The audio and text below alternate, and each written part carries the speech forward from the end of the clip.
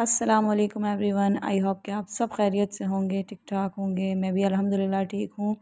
तो यहाँ मॉर्निंग का आगाज़ कुछ इस तरह से हुआ कि सुबह में मैं उठी थी और नमाज़ पढ़ के मेरी आंखें बहुत बंद हो रही थी, तो मैं दोबारा सो गई थी। तो यहाँ 8 बजे, साढ़े 7 8 का टाइम है और मैं नाश्ता बना रही हूँ।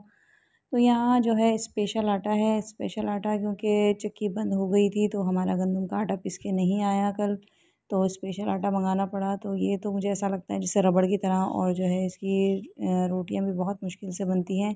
हाँ, इसके वाइट वाइट जो पराठे होते हैं वो बहुत पसंद करते हैं बच्चे, बट ये इतना अच्छा नहीं है हेल्थ के लिए कि जितना आपका अनाज वाला आटा अच्छा होता है। तो हम यूज़ तो वही करते हैं, पर कभी कभार इमरजेंसी में कभी नहीं होता या कभी चक्की बंद हो जाती है या नहीं आता आटा, तो उस सूरत में हम ये स्पेशल आटा मंगा लेते हैं। बट ये इसकी रोटियां जो है बेलने में बहुत मुश्किल होती है। इसको बेले जाओ ये छोटी होती जाती है, बेले जाओ छोटी होती जाती है, या फिर हमें आइडिया नहीं है, हम अनाज का गंदम का आटा यूज़ करते हैं तो इसे पकाने का शायद आइडिया नहीं है। तो जो बनाते होंगे उनको तो उनसे तो बन जाती होगी, पर हमसे बहुत मुश्किल होती है। तो यहाँ जो है वाइट वाइट पराठे बन रहे हैं, तो लिहाजा नाश्ता तैयार हो रहा है। और क्या औरतों के लिए कोई टाइम या वक्त मुकर्रर है, किसी काम की लिमिट है? तो आंसर कमेंट बॉक्स में मुझे ज़रूर बताइएगा। मेरा तो ख़्याल है कि लिमिट, कोई काम इस तरह के होते हैं जिनकी लिमिट और टाइमिंग भी होती है, और कोई काम इस तरह के होते हैं कि जिसमें टाइमिंग और लिमिट नहीं होती।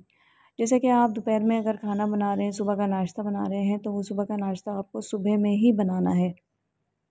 और अगर आफ्टरनून का आप लंच बना रहे हैं तो वो आपको दोपहर में ही बनाना है, क्योंकि ज़ाहिर सी बात है जब दोपहर में आप खाते हैं, आपकी एक रूटीन है खाने की, तो आप दोपहर में ही बनाएंगे। हाँ, एक्स्ट्रा का वर्किंग जो होता है, आप डीप क्लीनिंग है या आपकी कोई एक्स्ट्रा क्लीनिंग है, उसको आप रात रात कर सकते हैं, रात में, दिन में, जब भी आपको एक्स्ट्रा टाइम मिलता है।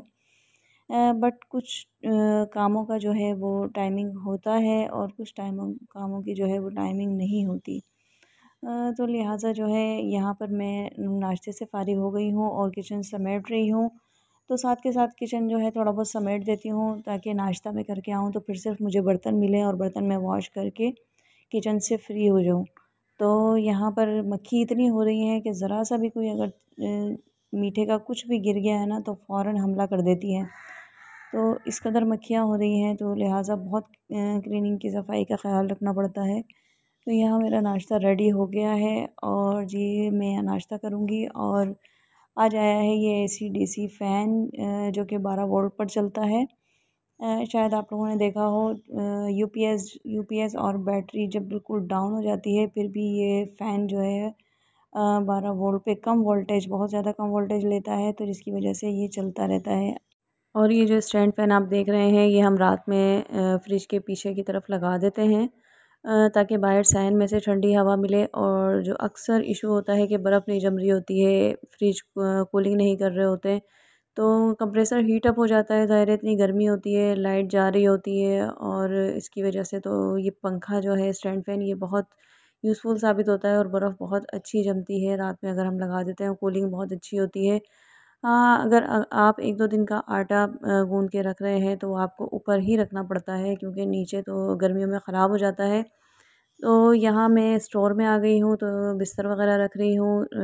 स्टोर तो मस्ट है, लाज़मी होना चाहिए हर घर में, क्योंकि स्टोर की वजह से आपकी सारी जो है फ़ालतू का सामान जो भी बखेड़ा होता है वो सब आप स्टोर में रख देते हैं।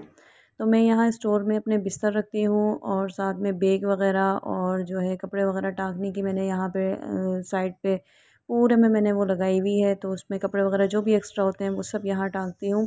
इसके अलावा इसके ऊपर भी जो है मैंने बहुत बड़ा जो है, जितना बड़ा स्टोर है इतना ही बड़ा जो है मैंने ऊपर स्टोर बनाया हुआ है एक कमरे की तरह, और ऊपर ऊपर कबर्ड से लगाए हुए हैं। तो उसके अंदर मेरा सारा जो भी एक्स्ट्रा सामान होता है वो मैं सब ऊपर दुछत्ती पर डाल देती हूँ, जिसकी वजह से मेरा घर जो है वो बहुत सिमटा रहता है।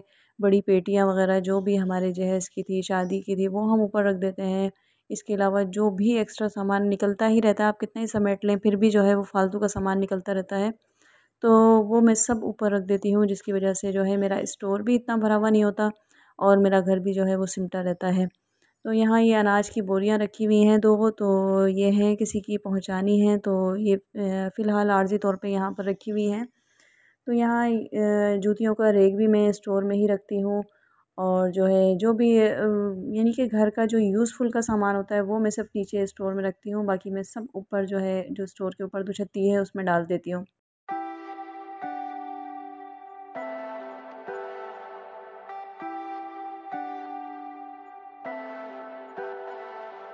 Leave me, baby, don't wanna fall again. This just hurt me. Just think about it. But you hold me like you don't wanna break. I need some space. Just think about it, think about it. Maybe separate is better, better. I will love you till forever, forever.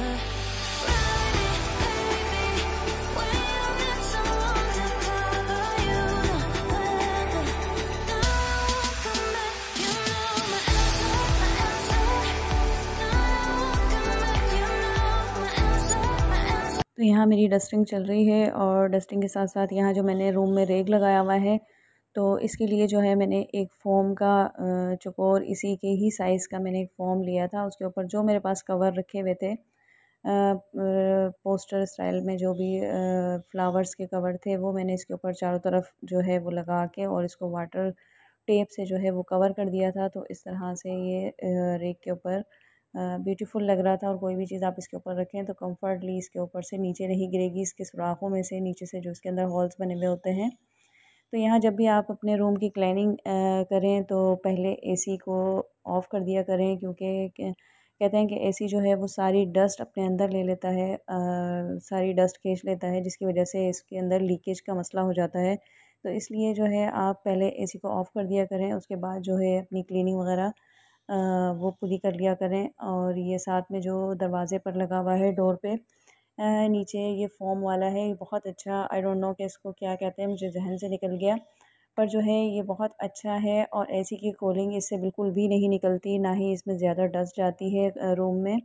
और insects वगैरह जो भी गर्मियों में होते हैं उससे भी बच जाते हैं, बट कूलिंग के लिहाज से बहुत अच्छा है। जब हम गेट खोलते हैं तो एसी की कूलिंग एकदम बाहर की तरफ जाती है, तो इसलिए कमरा ठंडा नहीं हो पाता। तो ये बेस्ट है, मैंने दराज से ऑर्डर किया था और बहुत अच्छा, बहुत यूज़फुल साबित हुआ। मेरे दोनों रूम्स में डोर्स में जो है वो यही लगे हुए हैं फ़ोम वाले ब्लैक कलर के। तो इससे जो है वो दरवाज़े के नीचे का होल जो होता है वो बिल्कुल कवर हो जाता है।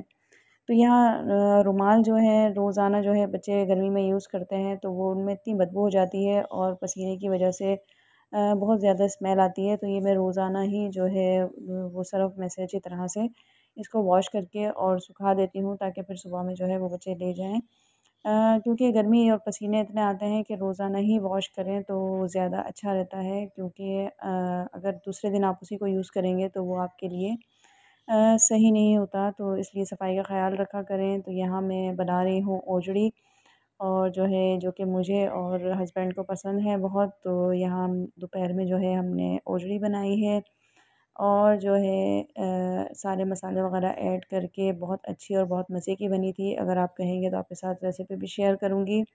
हर कोई नहीं खाता, कोई कोई इसका लवर होता है ओजड़ी का, बट ये है कि मुझे अच्छी लगती है, हस्बैंड को भी, बच्चे बिल्कुल नहीं खाते।